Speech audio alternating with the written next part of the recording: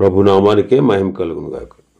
కూడి వచ్చిన మీ అందరికీ, కర్మల ఆత్మీయ సహవాస సంఘ విశ్వాసులందరికీ మన ప్రభువును ఆయన ప్రియ కుమారుడునైన యేసుక్రీస్తు వారి శ్రేష్టమైన నామములో శుభములు మరియు అందరికీ వందనాలు.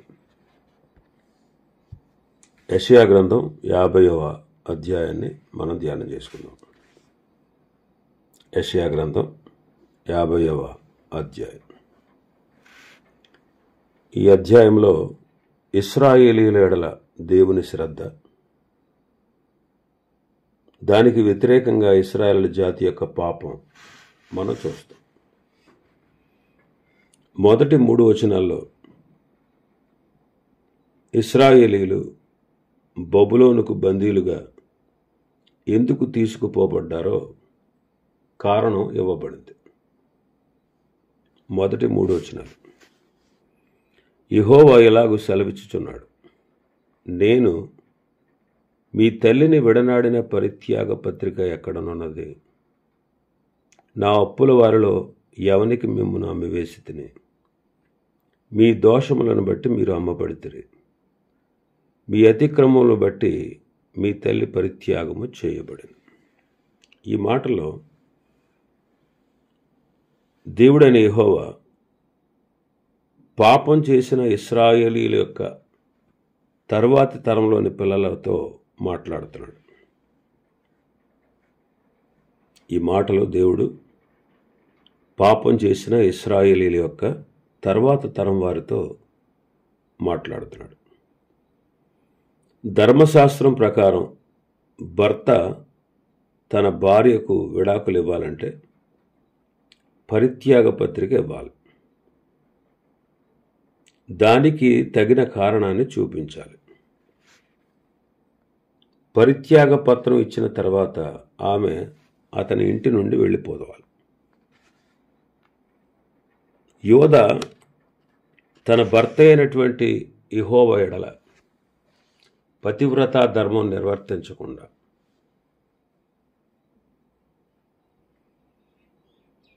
తన ఇష్టానుసారంగా నడుస్తూ వచ్చింది. అయినా సరే ఆయన యోధా దేశానికి విడాకులు ఇవ్వలేదు. కానీ ఆమె మాత్రం విడాకులు పొందినట్టుగా భావించి దేవుని ఇంటి నుండి యెరూషలేము నుంచి వెళ్ళిపోయింది.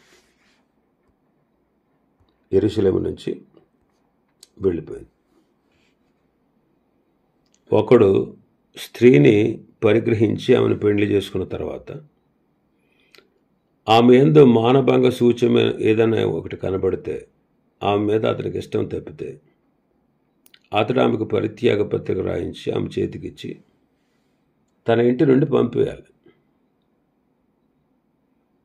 ఇర్మియా గ్రంథం 3వ అధ్యాయం అని చదివితే 3వ అధ్యాయం 8వ వచనం, ద్రోహిణియగు ఇశ్రాయేలు వ్యభిచారం చేసిన హేతువు చేతనే నేను ఆమెను విడిచిపెట్టి ఆమెకు పరిత్యాగ పత్రిక ఇయ్యక విశ్వాసఘాతుకురాలకు ఆమె సహోదరి అయిన యోధా చూచియు తానును భయపడక వ్యభిచారం చేయుచు వచ్చుచున్నది. దేవుడు ఉత్తర దేశమైన ఇశ్రాయేల్ వారికి పరిత్యాగ పత్రిక ఇచ్చాడు.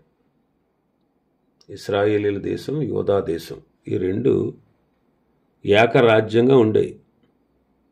కానీ సొలొమోను యొక్క పాపం కారణంగా దేశం 2 ముక్కలైంది. ఉత్తర రాజ్యంగా, దక్షిణ రాజ్యంగా విడిపోయింది.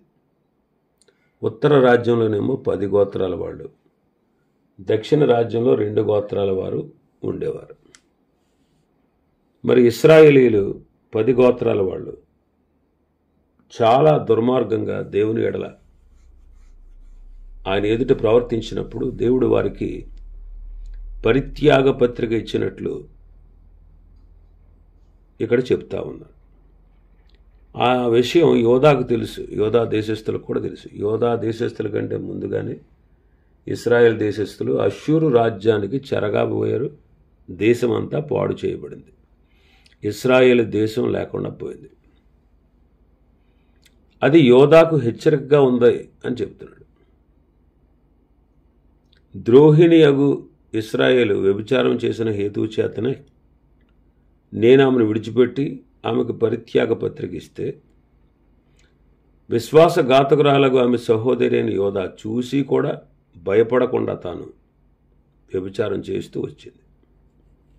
ఈ ప్రశ్న వేయడం ద్వారా దేవుడైన యెహోవా యోధా వేరు చేయబడడానికి తాను విడాకులు ఇవ్వడం కారణం కాదు, కానీ యోధాయే తన పాపం వల్ల విడిపోయింది. ఇక్కడ వ్యభిచారం అనేది దేవుని విడిచిపెట్టి దేవతల వైపు, విగ్రహాల వైపు, అన్య దేశస్థుల ఆచారాల వైపు మళ్ళడం విగ్రహారాధన అంటే. అందుకే ఆయన అంటారు, నా అప్పుల వాళ్ళలో ఎవరికి మిమ్మల్ని అమ్మేశాను? మీ దోషమును బట్టి మీరు అమ్మబడ్డారు, మీ అతిక్రమములను బట్టి మీ తల్లి పరిత్యాగము చేయబడింది అంటాడు. ఇశ్రాయేలీయుల దుస్థితిని చూపడానికి ఇంకొక దృష్టాంతాన్ని వాడుతూ ఉన్నాడు. చనిపోయిన లేక విడనాడిన వాని అప్పులు తీర్చడానికి అతని పిల్లలను అమ్మడం ఆనవాయితీ. రాజుల 2వ గ్రంథంలో మనం చూస్తాం, 4వ అధ్యాయం 1వ వచనంలో ప్రవక్తల శిష్యుల్లో ఒకడు చనిపోయిన తర్వాత అప్పుల వాళ్ళు వచ్చి వారి బిడ్డలను దాసులుగా తీసుకుపోతానంటాం మనం చదువుతాం. దేవుడు వారిని నమ్మలేదు, కానీ వారి అతిక్రమాల వల్ల వారికి వారే అమ్ముడైపోయారు. ఇశ్రాయేలీలు తమ శత్రువులకు అమ్ముడైపోవడం ఆనవాయితీ. న్యాయాధిపతుల గ్రంథంలో మనం అనేక సార్లు చూస్తాం. న్యాయాధిపతుల గ్రంథం 3వ అధ్యాయం 8వ వచనం, అందును గూర్చి యెహోవా కోపం ఇశ్రాయేలు మీద మండగా ఆయన అరామ్నహరాయిము యొక్క రాజైన కూషన్ రిషాతాయిము చేతులకు దాసులగుటకై వారిని అమ్మివేశాను. 4వ అధ్యాయం 2వ వచనం, యెహోవా హాసోరులో ఏలు కనాను రాజైన యాబీను చేతికి వారిని అప్పగించెను. 10వ అధ్యాయం 7వ వచనం, యెహోవా కోపాగ్ని ఇశ్రాయేలు మీద మండగా ఆయన ఫిలిస్తీన్ల చేతికి, అమ్మోనీయుల చేతికి వారిని అప్పగించెను. కాబట్టి శత్రువులకు అమ్ముడు పోవడం అనేది ఇశ్రాయేలీయుల యొక్క దేశీయం అన్నమాట. ఇంకా 2వ వచనం మనం చదివితే మన భాగంలో, నేను వచ్చినప్పుడు ఎవడు లేకపోనేలా, నేను పిలిచినప్పుడు ఎవడునూ ఉత్తరం ఇయ్యకుండానేలా, నా చెయ్యి విమోచింపలేనంత కురచైపోయినా విడిపించుటకు నాకు శక్తి లేదా? నా గద్దింపు చేత సముద్రమును ఎండబెట్టుదును, నదులను ఎడారిగా చేయుదును, నీళ్లు లేనందున వాటి చేపలు కంపు కొట్టి దాహము చేత చచ్చిపోవును. ఆకాశమున చీకటి కమ్మజేయుచున్నాను, అవి గోనె పొట్ట ధరింపజేయుచున్నాను. ఇక్కడ ఇశ్రాయేల్ యొక్క అంటే యోధా వారి యొక్క ఆధ్యాత్మిక వ్యభిచారం అంటే విగ్రహారాధన చేస్తూ ఉన్నప్పుడు దేవుడైన యెహోవా తన ప్రవక్తల ద్వారా వారు తప్పు మార్గంలో నుంచి తొలగి తన మార్గంలోకి రమ్మని హెచ్చరించిన వారు స్పందించలేదు. ఒకవేళ వారు స్పందించి ఉంటే ఐగుప్తు నుండి ఇశ్రాయేలును ఎలాగ తప్పించాడో అలాగే తప్పించేవాడు. మరి ఐగుప్తు నుంచి ఇశ్రాయేలును ఎలా తప్పించాడు? ఆయన గద్దెంపుగా ఎర్ర సముద్రం పాయలైంది. ఏటిలో ఉన్నటువంటి నీళ్లు రక్తంగా మారి చేపలన్నీ చనిపోయి ఆ నీరు కంపు కొట్టింది. ఆకాశము చీకటి కమ్మింది. నిర్గమకాండంలో మనం చూస్తాం. 7వ అధ్యాయం నుంచి 6వ అధ్యాయం నుంచి మనం 10వ అధ్యాయం వరకు మనం చూస్తాం. మరి వారు ఆత్మీయ వ్యభిచారం అంటే విగ్రహారాధన చేస్తున్నప్పుడు దేవుడు తన ప్రవక్తలను పంపినప్పుడు వారు ఆ తప్పుదారి నుంచి తొలగి ఆయన మార్గంలోకి వచ్చి ఉంటే ఇప్పుడు కూడా వాళ్ళు పశ్చాత్తాపడి ఉంటే ఐగుప్తులో నుంచి వారిని రప్పించినప్పుడు ఎలా అయితే దేవుడు అద్భుతాలు చేశాడో అలాగే ఇప్పుడు కూడా అద్భుతాలు చేసి వారిని ఆదుకునేవాడు. కానీ వాళ్ళు ఆయన మాట వినడానికి ఇష్టపడలేదు. వారి చెవులు మందగించాయి. అందుకే నేను పిలిచినప్పుడు ఎవ్వరూ ఉత్తరమీయకుండానేలా అంటాడు. అయితే వారి తిరుగుబాటుతనానికి వ్యతిరేకంగా ఆయన సేవకుడైన మెస్సియ విధేయత చూపించాడు. వారి తిరుగుబాటుకు వారి తిరుగుబాటుకు వ్యతిరేకంగా దేవుని సేవకుడైన మెస్సియ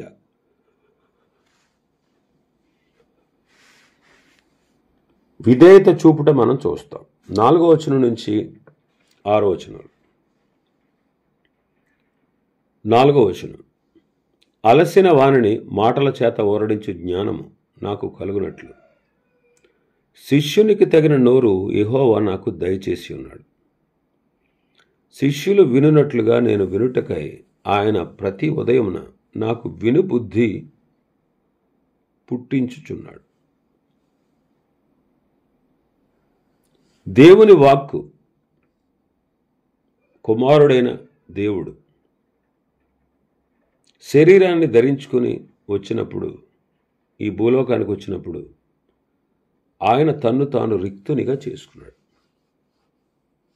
అందుకే ఫిలిప్పీ పత్రికలో పౌలు గారు రాస్తారు, 2వ అధ్యాయం 7వ వచనం నుంచి చూస్తే, మనుషుని పోలికగా పుట్టి దాసుని స్వరూపమును ధరించుకొని తన్ను తానే రిక్తునిగా చేసుకుని. ఆదాము ఎలాగైతే దేవుని కుమారుడో, మొదటి ఆదాము, యేసుక్రీస్తు కూడా దేవుని కుమారుడు. మొదటి ఆదాము అవిధేయుడై దేవుని మాట వినలేదు. కానీ మెస్సయ్యగా వచ్చినటువంటి కుమారుడైన దేవుడు తండ్రి అయిన దేవుని మాట విన్నాడు.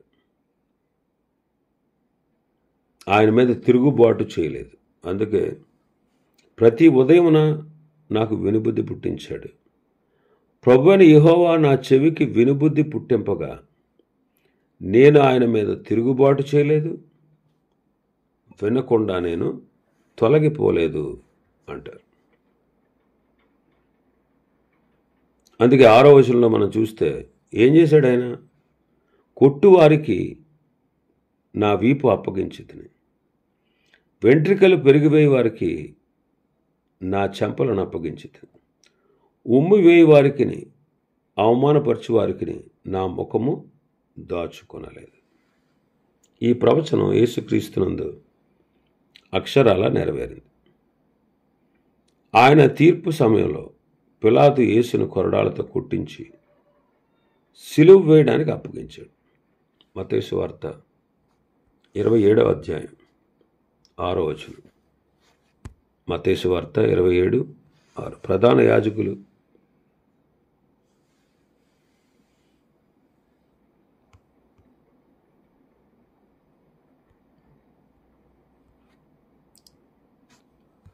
ఉదయమైనప్పుడు ప్రధాన యాజకులు, ప్రజలు, పెద్దలు యేసును చంపవలనని ఆయనకు విరోధముగా ఆలోచన చేసి ఆయన బంధించి తీసుకుని పోయి అధిపతి అయిన పొంతు పిలాతుకు అప్పగించారు.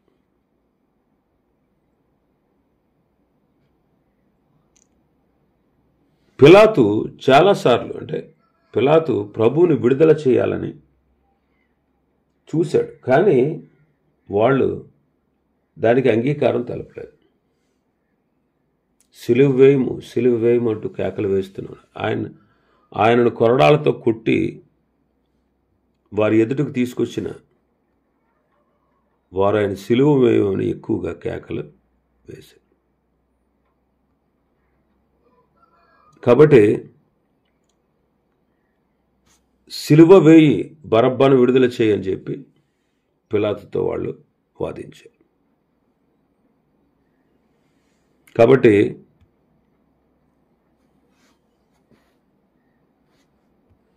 26వ వచనం మనం చదివితే 50 అధ్యాయం మత్తయి సువార్త 27వ అధ్యాయం 26వ వచనం.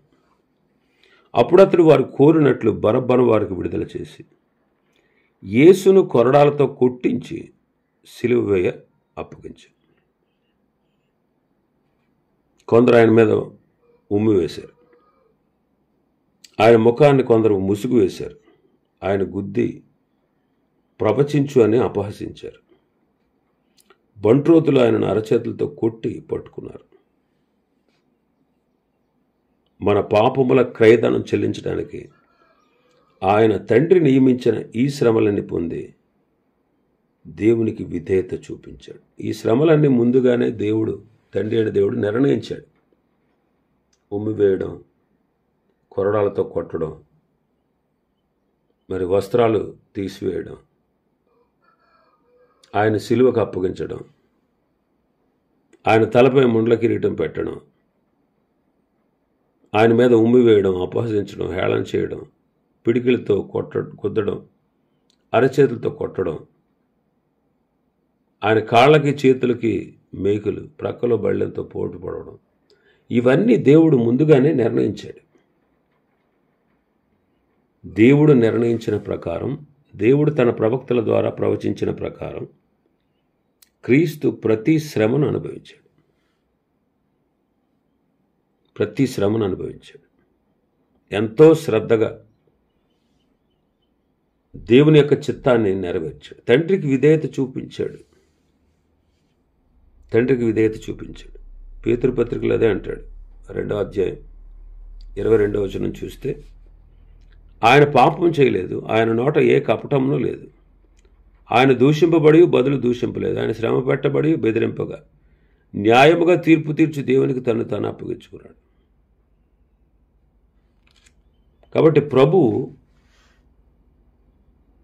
దేవుని మాట విని, తండ్రి అయిన దేవుడి మాట విని, కుమారుడైన క్రీస్తు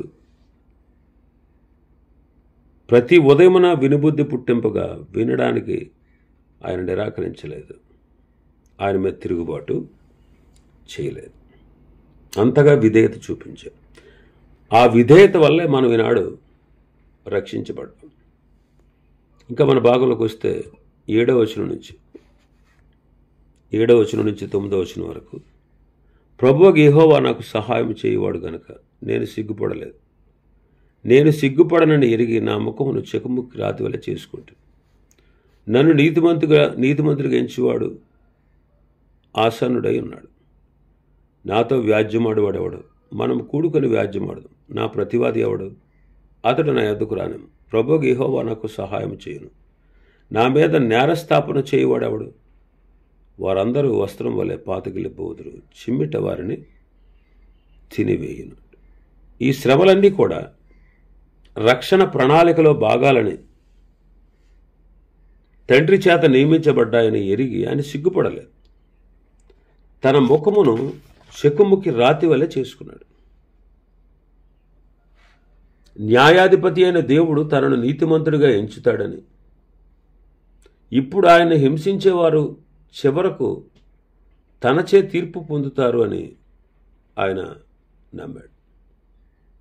వారందరూ వస్త్రం వలె పాతగిలిపోతారని, చిమ్మిట వారిని తినివేస్తుంది అంటున్నాడు.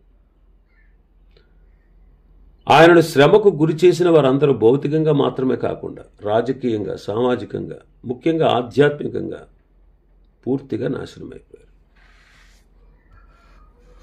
10వ వచనంలో అంటాడు, 10వ వచనంలో, మీలో యెహోవాకు భయపడి ఆయన సేవకుని మాట వినివాడెవడు?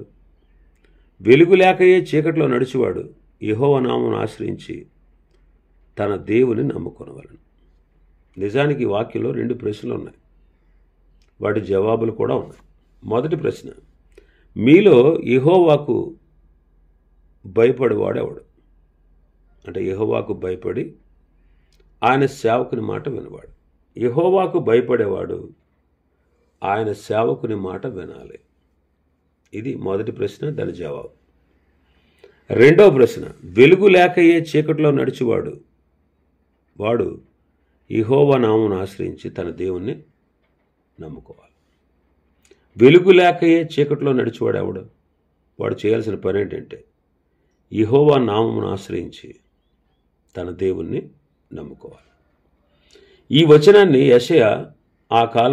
యెషయా ఉన్నటువంటి ఆ కాలానికి వర్తిస్తే అప్పుడు యెహోవాకు భయపడు శేషముగా ఉన్న విశ్వాసులు యెషయా ప్రవచనాన్ని విని వారు సేవకుని కొరకు ఎదురు చూడాలి. అబద్ధ ప్రవక్తల మాట విని వెలుగు లేకే చీకట్లో నడిచేవారు యెషయా హెచ్చరికలు విని తన జీవితాన్ని సరిచేసుకుని యెహోవా నామాన్ని ఆశ్రయించి తన దేవుణ్ణి నమ్మాలి. మరి ఈ ప్రవచనం ఇప్పుడు చెప్పబడినటువంటి ఈ 10వ వచనంలో ఉన్న ప్రవచనం, ఈ అధ్యాయంలో ఉండేటువంటి నెరవేర్పు యేసుక్రీస్తు మరణకాలానికి వర్తిస్తే మరి యెహోవాకు భయపడేవారు ఎవరు అంటే నికోదేము, అరిమత్తయి యోసేపు వంటి వారు. ఆయన సేవకుని మాట వినాలి. ఎవరా సేవకుడు అంటే యేసుక్రీస్తు. ఆయన వారికి విశ్రాంతి కలుగజేస్తాడు. వెలుగు లేకయే చీకటిలో నడిచేవాడు యాజకుల మాటలు విని, వాళ్ళు ఎవరంటే వెలుగు లేకుండా చీకటిలో నడిచేవాళ్ళు ఎవరంటే యాజకులు, ఆనాటి కాలంలో శాస్త్రులు, పరిచయాల మాటలు విని యేసును సిలువకు అప్పగించినవారు. అందుకే ఆయన పునరుత్థానుడు అయిన తర్వాత వారు యెహోవా నామమును ఆశ్రయించి దేవుని నమ్ముకోవాలి. అందుకే పెంతెకోస్తు దినాన పేతురు ప్రసంగించినప్పుడు ఇలాగ పొడవబడిన వారు, నిజమే మేమే ఆయన సిలువకు అప్పగించాం, సిలువ వేయండి అని కేకలేసాం అని ఆయన సిలువకు అప్పగించినటువంటి వారు అనేకులు ఆనాడు రక్షణ పొందారు.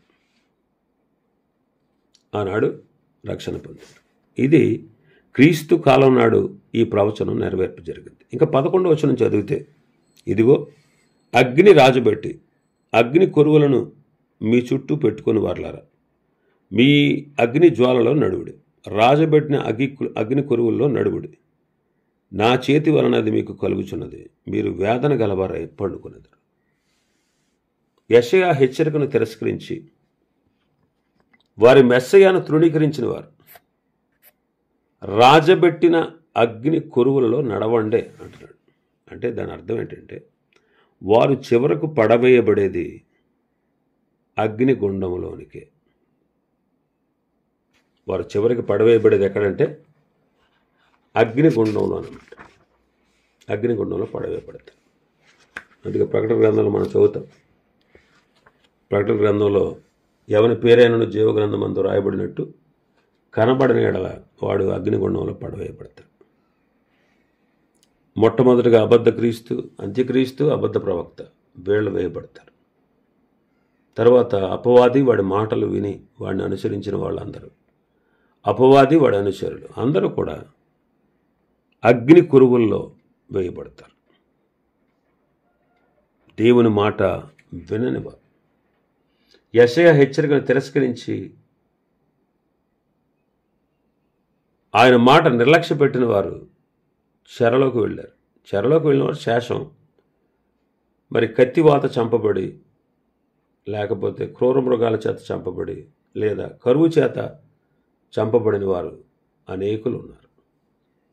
మరి ఈనాడు క్రీస్తు మాట కూడా మనం నిరాకరిస్తే మనం కూడా రేపు అగ్ని కొరువుల్లో నడవాలి. అగ్ని కొరువుల్లో నడవాలి, అగ్ని జ్వాలలో నడవాలి. కాబట్టి వేదన గలవారే పండుకుంటారు. అంటే వాళ్ళు చనిపోయిన తర్వాత ఇక తీరని వేదన అన్నమాట. అటువంటి వేదనలోకి వెళ్ళిపోతారు. కాబట్టి క్రీస్తు మాట మనం వినాలి. ఇవి ఈ అధ్యాయంలో ఉన్నటువంటి విషయాలు.